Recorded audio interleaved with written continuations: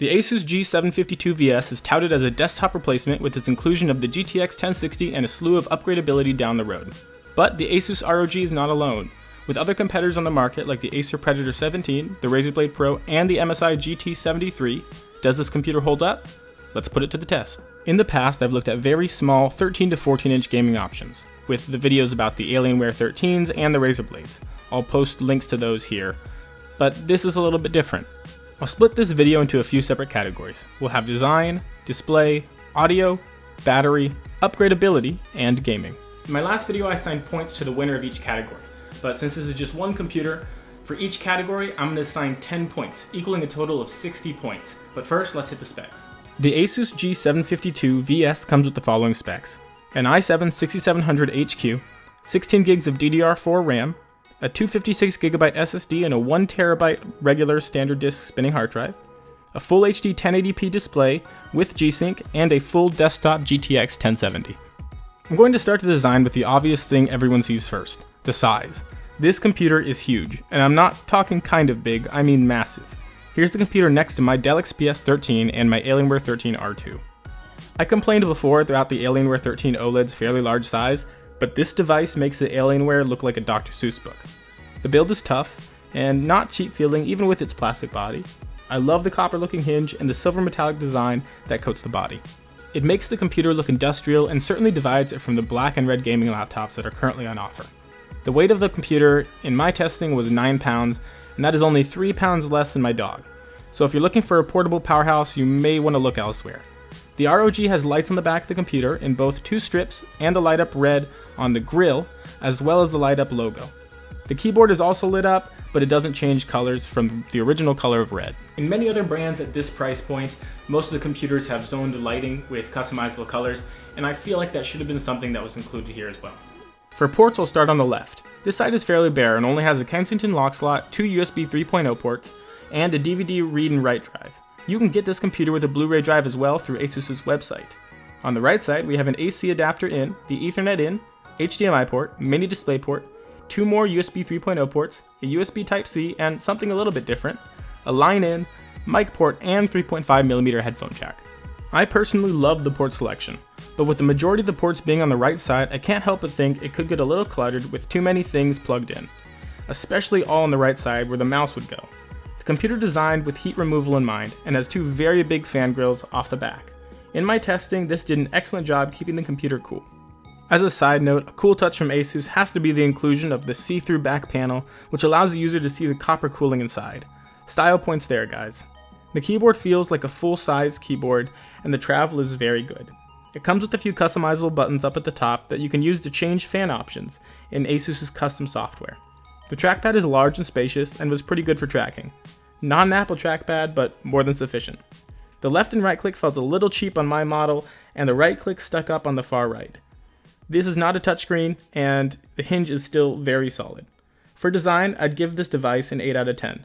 Certainly better than some, but it doesn't blow me away. The display, as I mentioned earlier, is a full HD non-touch panel, and it gets decently bright. I've seen some review sites say it gets up to 300 nits, and I saw about 280 nits at full brightness. The sRGB gamut was 110%, and the colors pop on this computer. The screen is a G-Sync display, and the gaming on it was awesome. I saw absolutely no tears in the 75Hz G-Sync panel, and it's certainly enough for me, but that's coming from someone who plays on a 60Hz monitor normally. Coming from a comparison of the Alienware 13 with the OLED screen, this doesn't look nearly as good. But as long as your eyes haven't been exposed to that OLED panel, this is great. My one gripe is the 1080p resolution. The 1070, as you'll see later in the video, can do a lot better than 1080p. And if you have the option, I would seriously think about hooking this up to an external monitor with 1440p or higher. It gets here a 7 out of 10. It's not all that bad, but the choice to go with a 1080p monitor isn't right for such a powerful GPU inside. The audio is, well, not great. Even on high volume, the sound was muffled and the overall quality was kinda washed out. The speakers are found behind the screen, and the sound that comes out of them is blocked by the fan noise from the grills located next to it. I'd give it a 5 out of 10 here. I would have expected more from a computer that wants to be a desktop replacement. Aside from the many bloatware pre-installed applications, it does come with a few useful bundled software. The model of computer I have does not have an overclockable CPU, but the GPU can still be set to different settings depending on what game you're playing.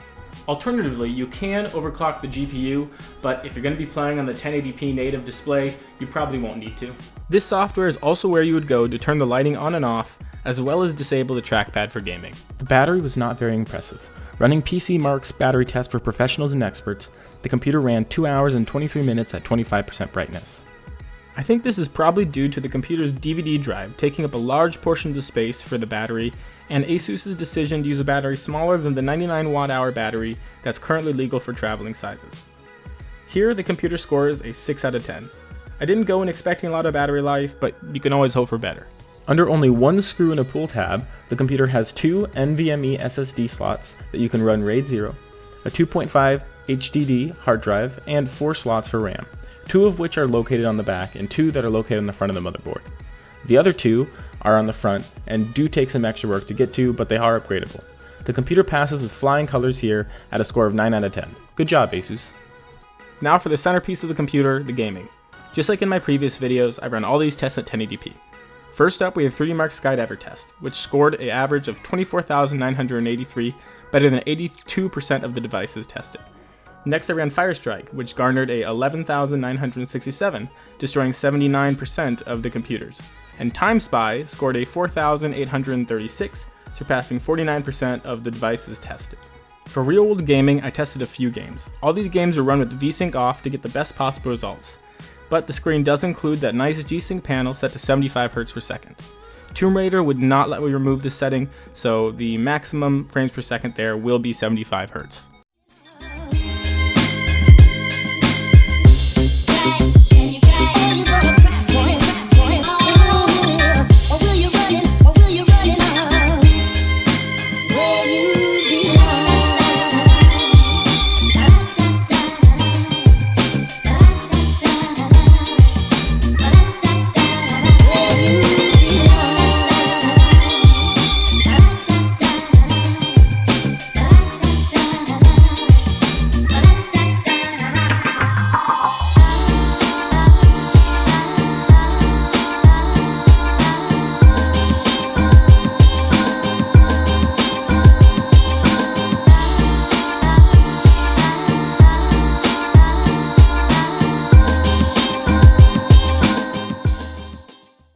The computer gets a 10 out of 10 from me in this category.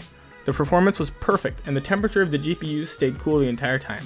I think we are finally starting to close the gap between laptop and desktop performance.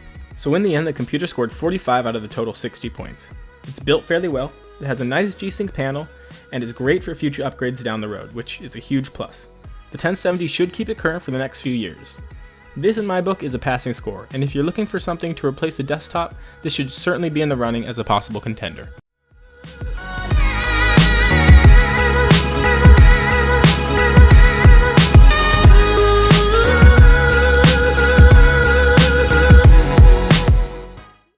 I just wanted to end this with another thank you. Thank you so much to everyone who subscribed to the channel and keeps watching my videos. It's wonderful to be able to do something that I enjoy, and I've also started to create a schedule.